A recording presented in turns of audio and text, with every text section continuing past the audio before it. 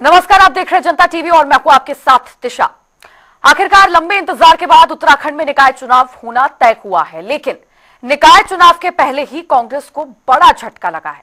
दरअसल कांग्रेस के 3 नेताओं ने कांग्रेस का हाथ छोड़कर भारतीय जनता पार्टी का दामन थाम लिया है।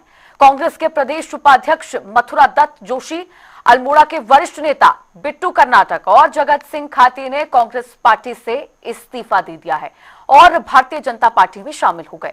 बताया जा रहा है मथुरा दत्त जोशी ने कांग्रेस अध्यक्ष मल्लिकार्जुन खड़गे को इस्तीफा भेजते हुए नाराजगी जाहिर की है, क्योंकि कांग्रेस ने उनकी पत्नी रुक्मिणी देवी को पिथौरागढ़ मेयर का टिकट नहीं दिया और इसके बदले अंजू लूंठी को चुनावी मैदान में उतार दिया। इसके अलावा बिट्टू कर्नाटक को हरीश रावत का बेहद करीबी माना जाता है। उनके भी बीजेपी में शामिल होने से यह संदेश सामने आया है कि पार्टी के नेता आपसी लड़ाई में पार्टी को छोड़ रहे हैं। भले ही भारतीय जनता पार्टी ने निकाय चुनाव में मतदान से पहले 3 बड़े नेताओं को कांग्रेस से तोड़कर एक मनोवैज्ञानिक दबाव बना लिया है, लेकिन इसका लाभ निकाय चुनाव में मतदान के दिन कितना मिलेगा, ये देखने वाली बात होगी। भारतीय जनता पार्टी किसी को किसी दल से छीनती नहीं है। उस दल की कमजोरी है जो अपने कार्यकर्ता को मान सम्मान देने की स्थिति में नहीं होती। जब दल परिवारवाद से चलता है, जब दल में ऐसे निष्ठावान कार्यकर्ताओं की अनसुनी होती है, तो इस प्रकार के परिणाम देखने को मिलते हैं। पार्टी छोड़ने का निर्णय मैं समझता हूं जल्दीबाजी में नहीं करना चाहिए और पार्टी छोड़ना कोई उसका समाधान नहीं है।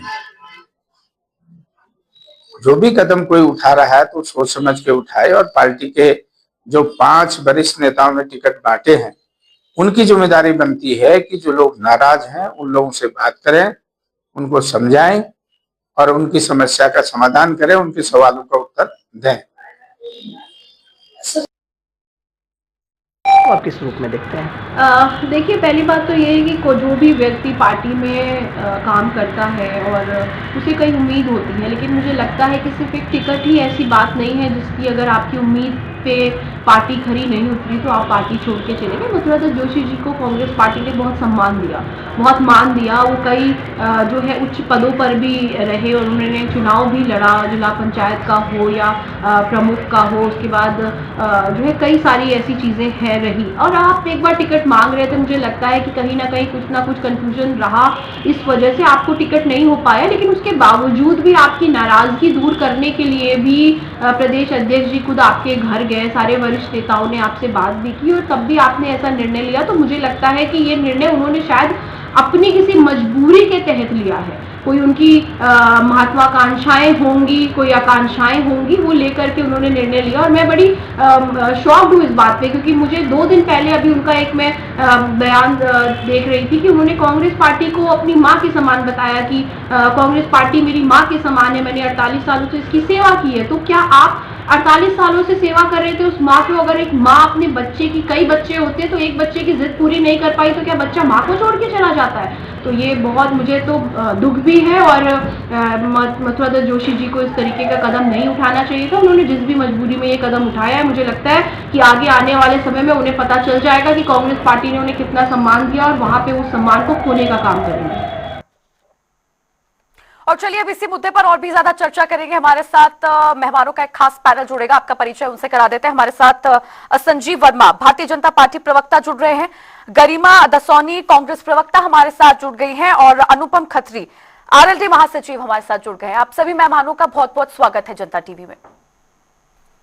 सबसे पहले गरिमा जी, मैं आपका रुख करना चाहूंगी, क्योंकि 3 दिग्गज नेता, कद्दावर नेता कांग्रेस पार्टी के निकाय चुनाव जब सर पर है, उससे ठीक पहले पार्टी छोड़कर भारतीय जनता पार्टी में शामिल हो गए हैं। कितना बड़ा नुकसान आप इसे देख रही हैं अपनी पार्टी के लिए?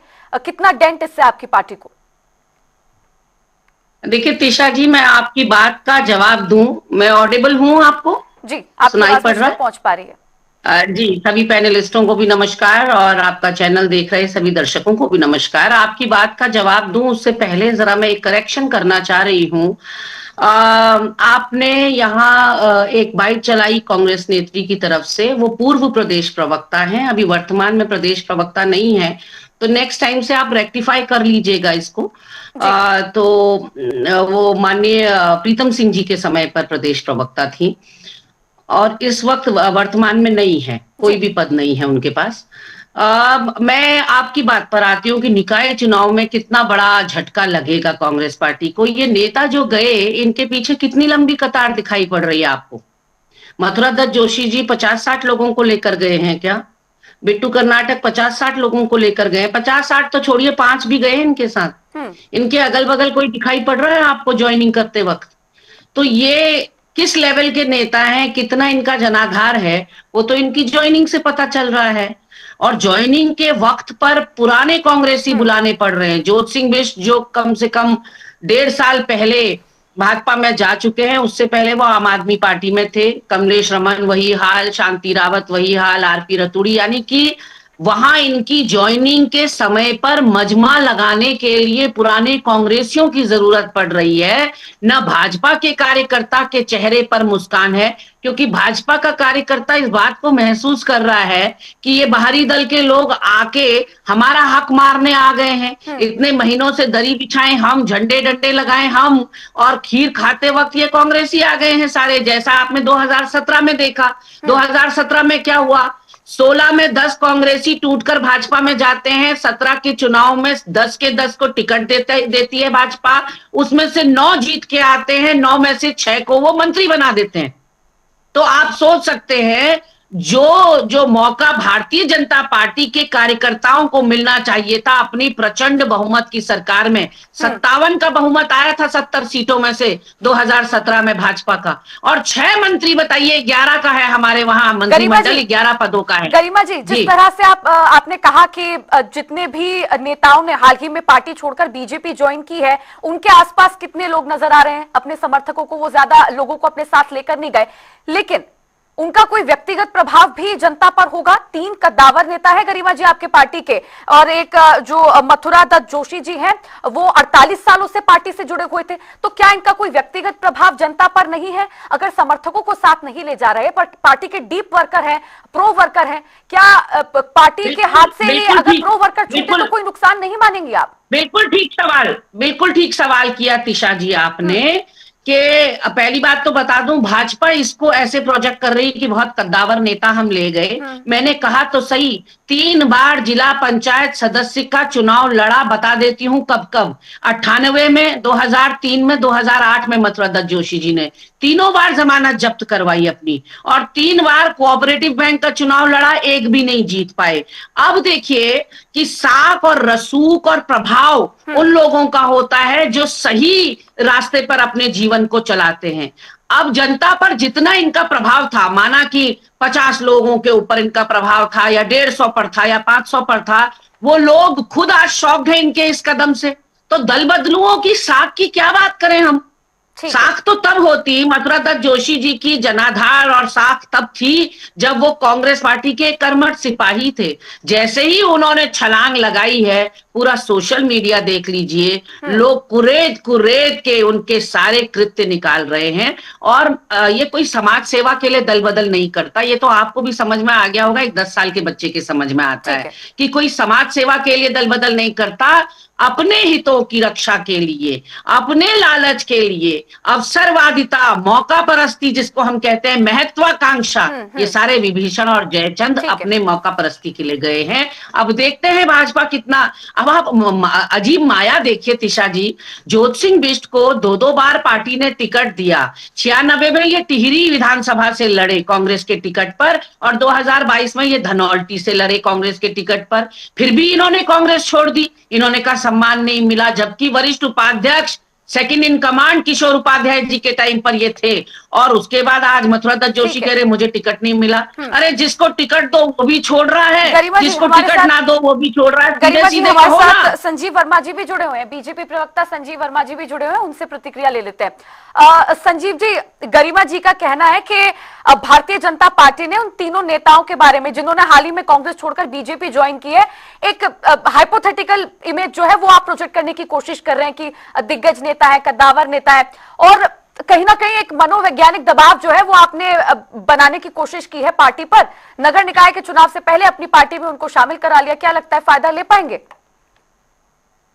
ईशा जी देखिए, इतना एरोगेंस मेरी बहन गरिमा जी के मुख से जो कह रही हैं कि वो हमारे ऊपर एक लायबिलिटी थे, हमारे ऊपर बोझा थे, और 48 साल मेरे वक्तव्य में कहीं सुना आपने? ये मेरे मुंह में शब्द डाल रहे हैं। मैंने कब कहा मथुरा दत्त जोशी हमारे ऊपर लायबिलिटी थे? मैंने कब कहा वो हमारे ऊपर बोझा थे? जबरदस्ती जबरदस्ती संजीव वर्मा जी जो सीख के लाए उल्टी करेंगे यहाँ चैनल पे। जितना रट्टा मारा बेचारा, प्रश्न पत्र दूसरा आ गया, मुझे लग रहा है प्रश्न पत्र दूसरा आ गया वर्मा जी।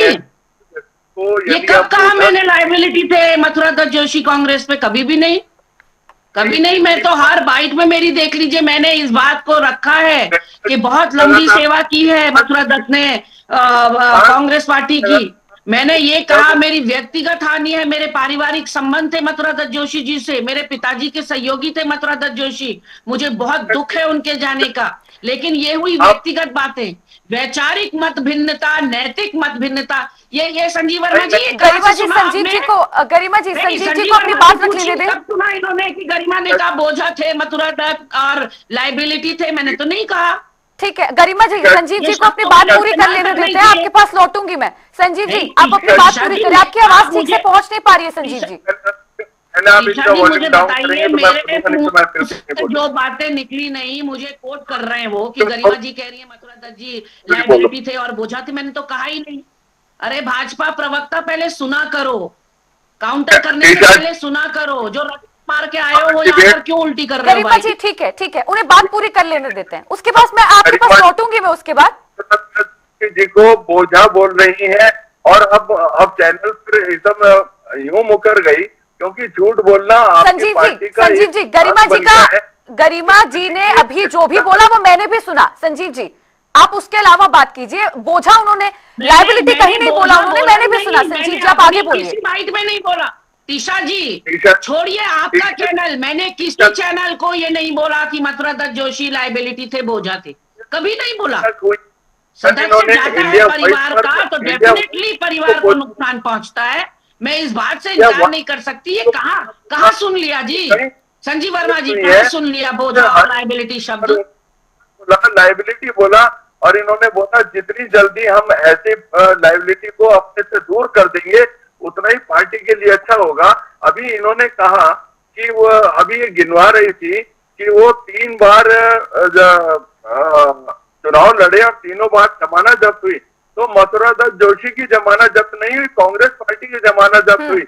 ये आपकी पार्टी का बखान कर रही हैं कि आपकी पार्टी का कितना जबरदस्त जनाधार है कि आपकी पार्टी की जमानत जब्त होती है। और अभी आपने हमारी छोटी बहन जो आपकी प्रवक्ता है प्रतिभा सिंह, आप क्योंकि आप स्वयंभू रहना चाहती हैं, आप चाहती हैं कि मेरा और केवल मेरा वर्चस्व पार्टी के अंदर रहे। अभी आपने अपनी प्रवक्ता को भी सिरे से नकार दिया, वो न तो हमारी कोई प्रवक्ता है। संजीव जी लेकिन मेरा सवाल संजीव जी लेकिन मेरा सवाल आपसे ये है, संजीव जी मेरी बात तो सुनिए ना। ऐसी कई ऐसे प्रवक्ता हैं जिनके साथ आप इस तरह का व्यवहार करती हैं और यही एक बड़ा कारण है कि बहुत सारे आपके छोटे से लेके बड़े कार्यकर्ता पार्टी से विमुख हो रहे हैं, पार्टी को छोड़ के जा रहे हैं क्योंकि पार्टी के भीतर उनकी लगातार अनदेखी हो रही है। पार्टी के अंदर संजीव जी आप मेरी बात भी तो सुन लीजिए। पूर्व अध्यक्ष को पूर्व अध्यक्ष कहा जाएगा।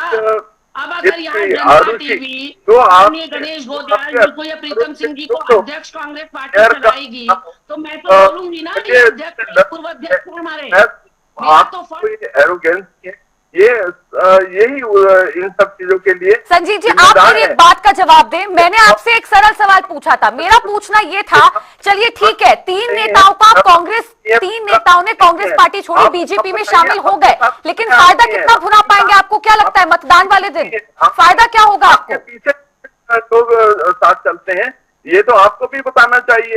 यदि आप कह रहे हैं कि मथुरा दत्त जोशी जी के साथ 5 लोग भी खड़े नहीं हैं तो आपके साथ कितने लोग खड़े हैं, ये इस बात का जवाब आपको भी देना चाहिए।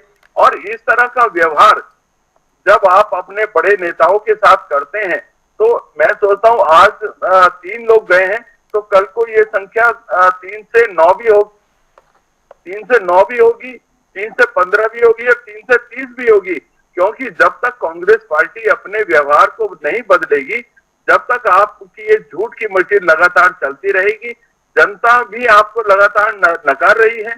और कांग्रेस मुक्त भारत की जिस तरह से एक बात चली है, तो कांग्रेस पार्टी के अपने नेता ही कांग्रेस पार्टी के लोगों को कांग्रेस छोड़ने के लिए मजबूर लगातार कर रहे हैं। ठीक है संजीव जी रुकिए, ऐसे तो फिर डिबेट आगे चल नहीं पाएगी ना, आपको मेरी बात भी तो सुननी होगी। आपने संजीव जी चलिए ठीक है, आप कह रहे हैं कि तीन नेताओं ने कांग्रेस छोड़कर बीजेपी शामिल की। मेरा सवाल ये है, भारतीय जनता पार्टी को आखिर क्यों जरूरत पड़ गई कि कांग्रेस पार्टी से अगर कोई नेता नाराज है तो उनको बीजेपी में शामिल करवा रहे हैं? आप लोग दावा करते हैं कि भारतीय जनता पार्टी देश की सबसे बड़ी पार्टी, विश्व की सबसे बड़ी पार्टी है, तो जरूरत क्या है बीजेपी को? आखिर अपने खुद के कितने नेता है बीजेपी के पास? तो कांग्रेस में तोड़ मरोड़ करके क्या फायदा मिलेगा? मेरा सवाल ये है, आप उसका जवाब नहीं दे रहे हैं। जी आपकी बात का जवाब दे रहा हूं। आपने कहा भारतीय जनता पार्टी को क्या आवश्यकता पड़ेगी जो आप लोगों को अपने यहाँ ले रहे हैं। हमने किसी को इनवाइट नहीं किया, हमने किसी को ये नहीं बोला कि आप अपनी पार्टी को छोड़ के, अपने दल को छोड़ के भारतीय जनता पार्टी में शामिल हो, बल्कि जो लोग अपनी पार्टी से पूरी तरह से विमुख हो गए हैं, अपनी पार्टी के अंदर उन लोगों को अपमानित किया जा रहा है, अपनी पार्टी के अंदर उनके मान सम्मान को लगातार ठेस पहुंचाई जा रही है, ऐसे लगातार जिन लोगों का 35-35, 40-40 साल का अपनी पार्टी के अंदर सेवा देने का एक बड़ा यानी कि कांग्रेस पार्टी में, यानी कि कुल मिलाकर यही कहना चाहते हैं ना आप संजीव जी, जिन नेताओं को पार्टी में कांग्रेस में सम्मान नहीं मिल रहा है उनको बीजेपी सम्मान देगी? आपको भी श्रम करना पड़ेगा, आपको भी श्रम करना पड़ेगा। और अभी कल ही श्री मथुरादत्त जोशी जी, जिन्होंने जब ये पार्टी हमारा भारतीय जनता पार्टी ज्वाइन करी, उन्होंने कहा कि मैं पंडित हमारे दीनदयाल उपाध्याय जी के जो एकात्म मानववाद का जो सिद्धांत है उसको मैं लगातार पढ़ता रहा जब तक मैं कांग्रेस में रहा, और उससे मैं बहुत ज्यादा प्रभावित हुआ। और मैंने भारतीय जनता पार्टी में माननीय मुख्यमंत्री जी के जो लगातार काम हो रहे हैं, माननीय प्रधानमंत्री जी, संजीव जी समय का अभाव है, हमारे साथ एक और मेहमान जुड़े हुए हैं, आरएलडी महासचिव अनुपम खत्री जी भी हमारे साथ जुड़े हुए हैं। मैंने भारतीय जनता पार्टी ज्वाइन की है। ये कांग्रेस पार्टी जो आज मैं सोचता हूँ अंदर से भी घिरी हुई है, बाहर से भी घिरी हुई है। ठीक है संजीव जी, अपने आप को डिफेंड करने के लिए इस तरह की समय का अभाव है। और अरे गिरे हो गए संजीव जी, गरिमा जी प्लीज, हमारे साथ एक और मेहमान जुड़े हुए हैं, इस तरह से तो नहीं हो पाएगा ना प्लीज। और तुम्हारा पूरा खानदान गिरा हुआ है, यहाँ पर बैठ के कांग्रेस को अगर गाली दी, मुझसे बुरा कोई नहीं होगा संजीव वर्मा, ये गरिमा जी अपने शब्दों पर, गरिमा जी प्लीज अपने शब्दों, किस लिहाज से कांग्रेस गिरी हुई कह रही है, आपको आपत्ति जतानी चाहिए। यहाँ पर कांग्रेस गिरी हुई है, पहले भी गिरी हुई थी, अभी भी गिरी हुई है, ये क्या तमीज तमाशा है? देश की सबसे पुरानी पार्टी जिसने देश को आजाद किया, उसको संजीव वर्मा गिरी हुई पार्टी कह रहे हैं। संजीव जी, गरिमा जी प्लीज, हमारे साथ एक और मेहमान जुड़े हुए हैं। अजय कुमार गिरा हुआ, तुम्हारा विनय गोयल गिरा हुआ, तुम्हारा अनिल गोयल गिरा हुआ, तुम्हारा गरिमा जी, मैं चाहूंगी अपने शब्दों पर नियंत्रण रखें, इस तरह से गरिमा को। तुम्हारे वहाँ नाबालिग बच्चियों के साथ दुष्कर्म करते हैं, फिर उन 13 साल की बच्चियों को बात जब्त हो गई कांग्रेस पार्टी की, मैंने तो नहीं कहा। अनुपम खत्री जी, नगर निकाय चुनाव पास है, मतदान की तारीख पास आने वाली है, बीजेपी कांग्रेस में जिस तरह से अभी बागी नेता जो कांग्रेस पार्टी छोड़कर बीजेपी में शामिल हो रहे हैं, तमाम तरह की चीजें, लेकिन आपकी पार्टी में किस तरह की सुगबुगाहट है, क्या कुछ तैयारियां हैं और किन मुद्दों को लेकर आप उतरे हैं नगर निकाय चुनाव में मैदान में? जी नमस्कार। देखिए, निकाय चुनाव चल रहे हैं, तैयारियां सभी पार्टी कर रही है और हमारी पार्टी भी अपने स्तर पे लगी है, हमारे भी कुछ सभासद मैदान में है। और क्योंकि अभी हम उत्तराखंड में अभी नया ही दल अपना सेटअप कर रहे हैं, तो अभी हमारे सामने 2027 मुख्य रूप से खड़ा है। अब फिलहाल जो वर्तमान में टॉपिक चल रहा है जिसे मैं बहुत देर से सुन रहा हूँ, खासकर ये मथुरा जोशी जी से कनेक्टेड है। तो मैं आपको बताऊं कि एज ए जर्नलिस्ट मैं मथुरा जोशी जी से कई बार मिला। पॉलिटिकल बीट थी और कांग्रेस बीट पे मैं काम करता था। गरीबनाथ जी भी ये बात अच्छे से जानती है।